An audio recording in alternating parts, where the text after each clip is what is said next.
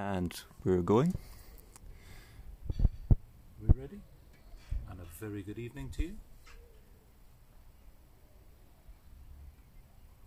How's my director doing?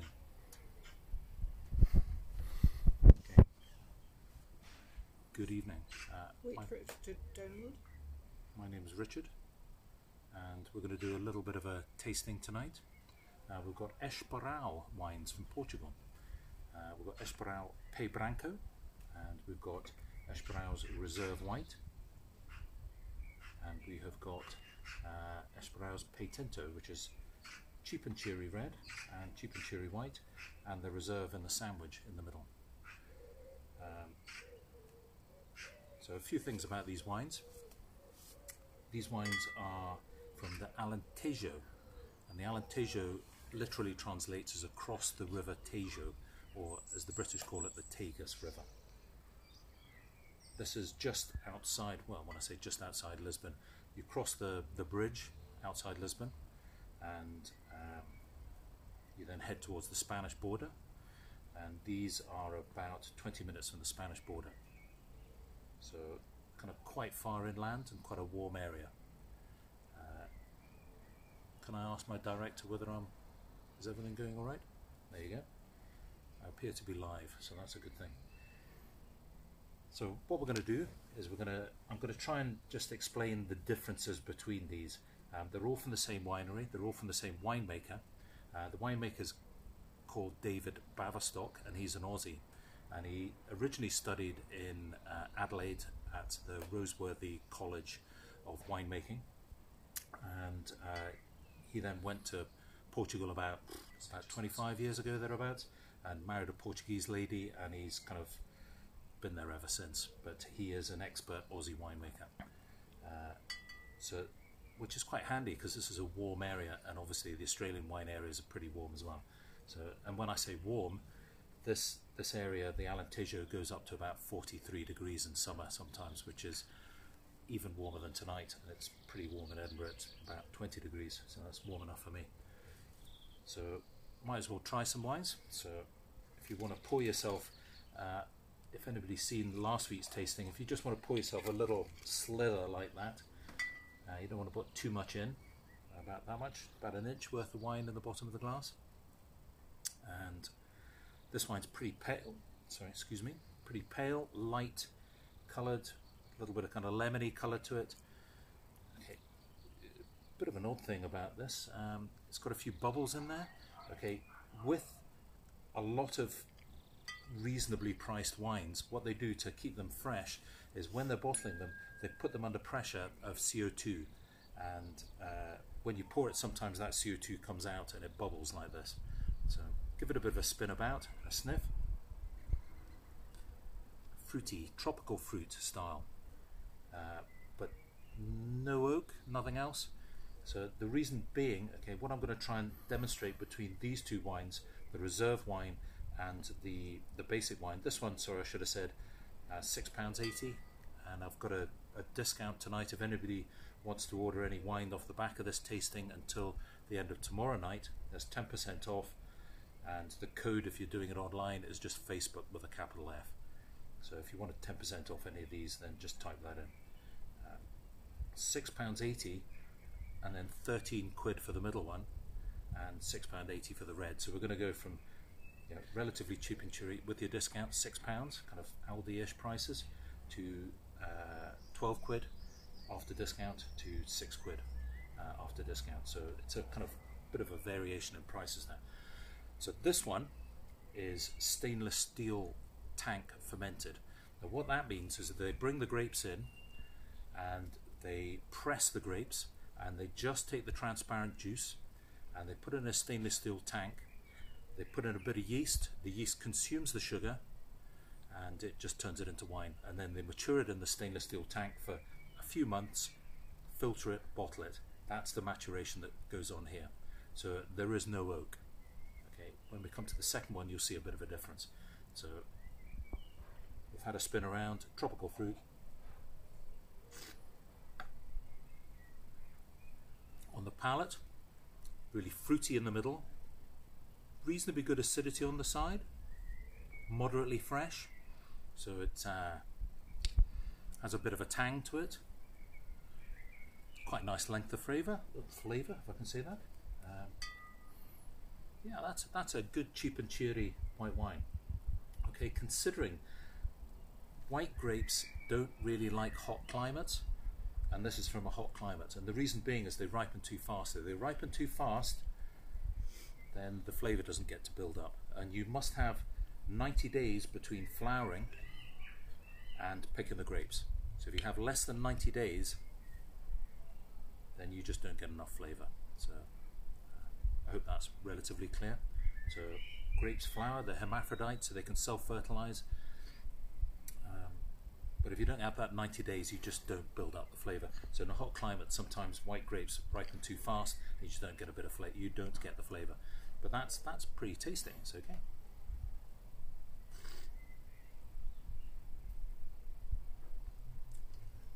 Okay, I'm going to have to cheat on my cheat sheet down here. The grape varieties, Antau Vaz, which likes a lot of heat because it's a thick-skinned white grape variety. Arinto and Perum are the grape varieties, indigenous ones. No Sauvignon Blanc in sight, and no Chardonnay. So that's, yeah, it's got a bit of a slightly different flavour, quite interesting flavour. So if you're happy with that, that is why you only pour a little bit, because we're moving on to the next one. So come on, drink up, guys. Next wine, Esporao's Reserve 2018. Quite a groovy label. I don't know if you can get that. Well, presumably you can. If you've got a glass, Fiona and crew. Quite a kind of funky label.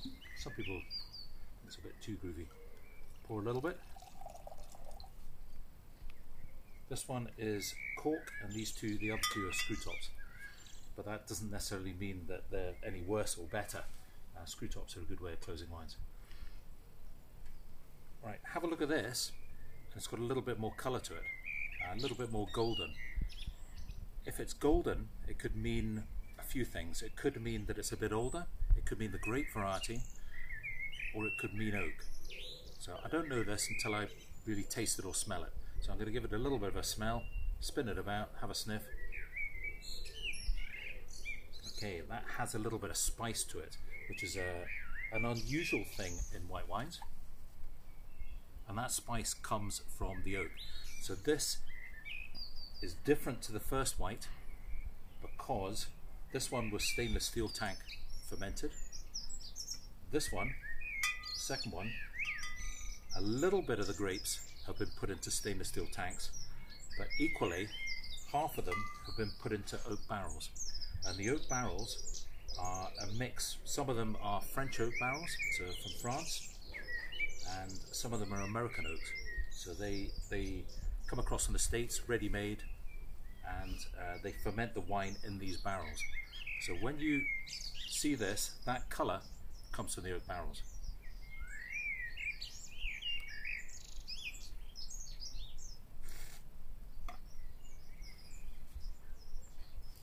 Okay, there's a big difference on the palate there.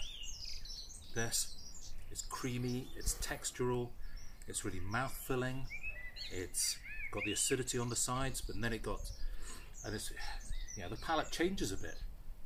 It's a little bit of kind of vanilla-y type stuff going on, a little bit of cakey kind of spice, really long flavoured. Okay, that's quite a big wine. It might be a little bit too big for some people, in which case reach for the dreaded breadstick. Take a little bite of the breadstick, have another slurp.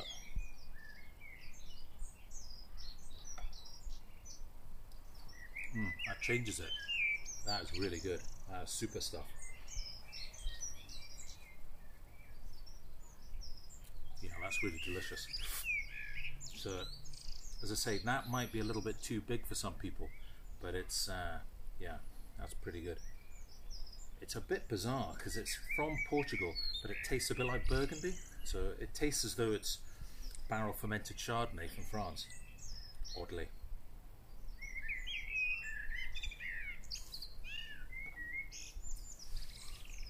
That's lovely stuff. Okay, food-wise, probably, apart from breadsticks, obviously. Pasta, rich dishes, creamy dishes, risottos, creamy risottos. You can even, it's one of these kind of, because it's got so much texture and mouthfeel, I mean, it feels kind of full-bodied, it really kind of coats the mouth. You could reach for things, so you could have this with things that you'd possibly reach for red wine, so lighter red meats, lamb, smoky fish, possibly.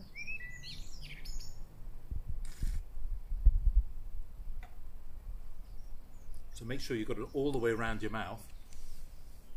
So I'm absolutely boiling at the moment.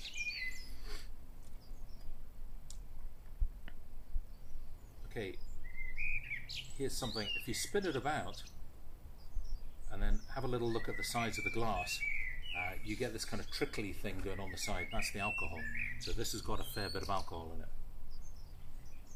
Let me check the alcohol on that. What is the alcohol on that? 13.5, which is a bit hefty for a... But it's so ripe, it's lovely, it's delicious.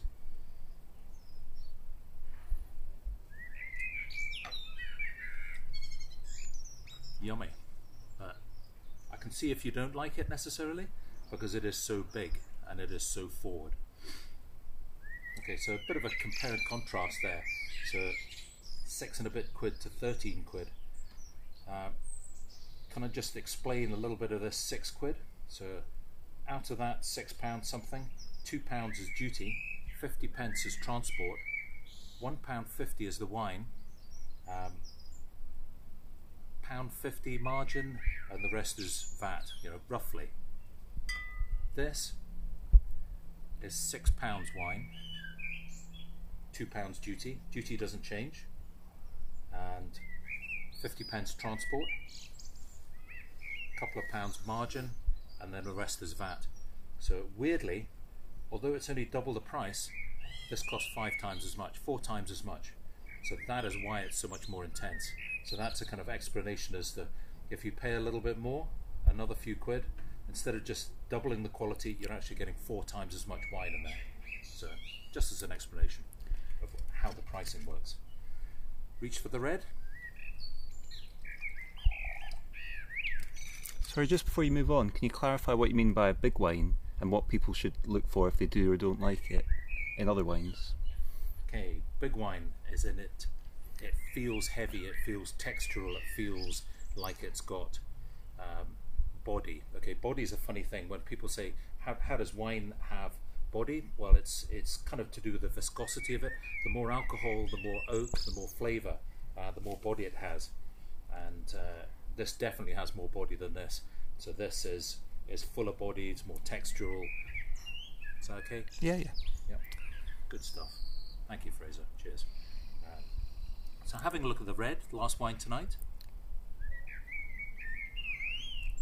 We've got somebody who's Derek Ramsey saying that Neil Ross has supplied the wines for his tasting tonight. Well, he's a lucky man.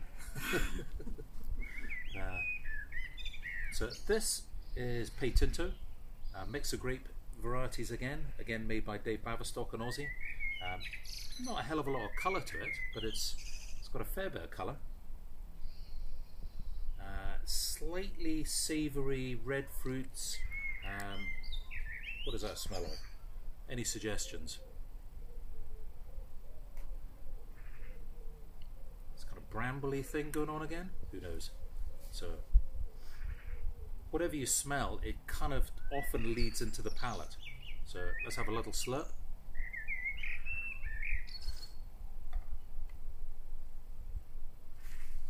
Wash it all the way around your mouth.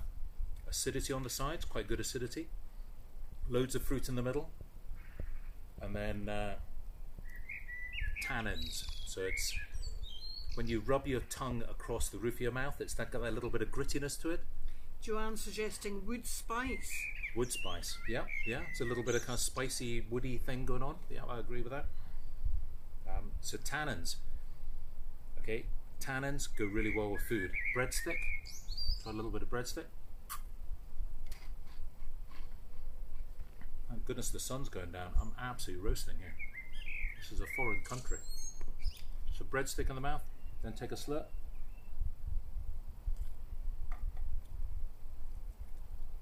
and then try your tongue again, tannins go away, because tannins are really reactive chemicals, and they react with the breadstick rather than your saliva, so your saliva goes back to being slippy again, so the wine becomes smoother.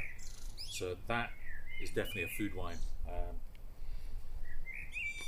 God forbid barbecue evening or something, so some kind of red meats, big food. Yeah, that's really good. £6, that's fantastic stuff.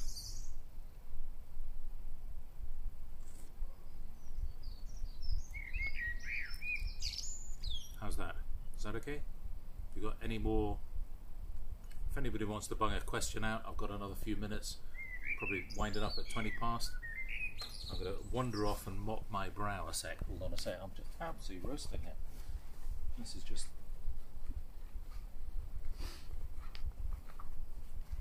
Oh, it's better. I've got a bucket of ice here, which I really should use. Pour it over my head. Ice bucket challenge. Okay, hot climates. Yeah, should you grow grapes in hot climates? Well, they need sunshine to ripen, but you don't want too much.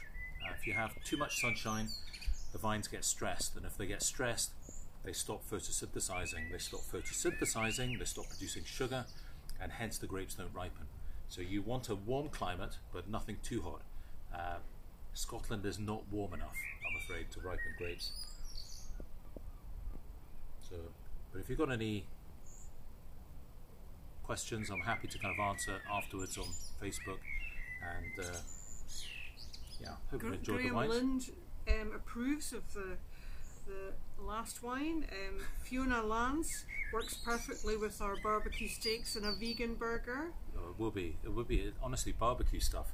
It's blooming excellent stuff. It really is. And John would like to know: is the shape of the bottle an indicator of the style of wine? Yes. Originally, these bottles are called Bordeaux-shaped bottles. And see the shoulder here? This is to catch sediment. Okay, this doesn't have sediment as a white wine, but this, if you left it for a few years, those tannins that you get that the breadstick took away will settle to the bottom of the bottle, and you get a sediment at the bottom of the bottle. So these shoulders here, as you poured the wine, as you poured to the last little bit, just the sediment got caught in the shoulder, and that is why the wine has these, so the glass has these shoulders to it, and it catches the sediment, so you don't get the gunk at the bottom of the bottle pouring into your wine.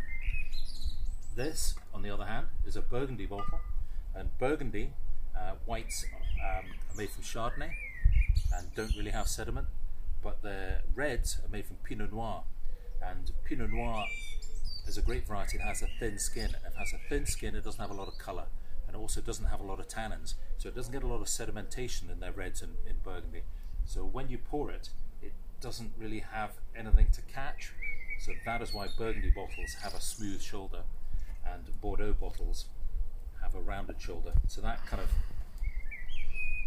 yeah, it was more for red wines and white wines, but it kind of states this is trying to be more of a Bordeaux white and a Bordeaux red, and this is trying to be more of a Burgundy white, so hence the shape of the bottle is different.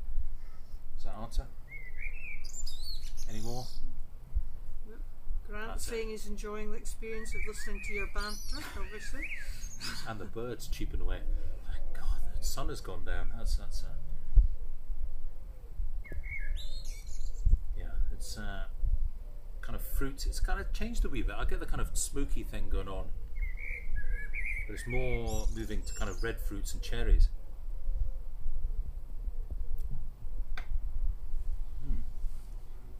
Is that okay? As I said, there's 10% off these with a code if you use it online, just Facebook, or if you just want to phone up, you just quote the tasting tonight and we'll sort you out. Is that right? Grant Walker's enjoying your answer. That's great.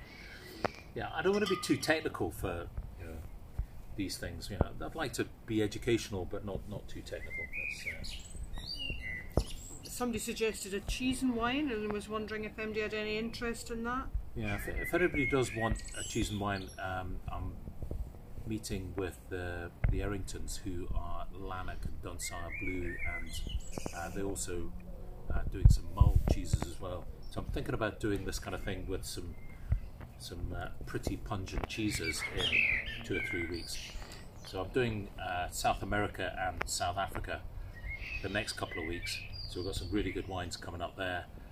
But the one after, I was thinking I've got a meeting on Tuesday with Selina from Errington Cheeses, and maybe do a cheese and wine type thing. So, Fiona Lance is wondering, is there any reason for different indents in the bottom of the bottle? it's called a punt. Okay, this thing at the bottom is a punt, and the bigger the punt, the more glass you require and the more expensive the bottle. So if you've got a large punt, that's an indication that somebody's bought an expensive bottle. You do not put, unless you're a complete fraud, you do not put expensive wine in a... Sorry, I'll start that again. You don't put cheap wine in an expensive bottle, because this bottle in itself costs about £1. So that's not a cheap bottle. Whereas this one is a cheaper bottle. This one is about 70p bottle. So it's thinner glass and a smaller punt. So it is kind of an indication of quality, because these are cheaper wines, so therefore they don't have the money to spend on bottles, whereas this is a more expensive wine, so they want people to know this is an expensive wine. So it's a marketing thing as much as anything. It doesn't really affect the flavour or anything. It's just it's just because they can afford it. So, is that right? Yep, that's Anyway, great. I'm going to do the same kind of format next week, and certainly any questions, please ask me or whatever, and put a comment in, and I'll change that. Thank you very much.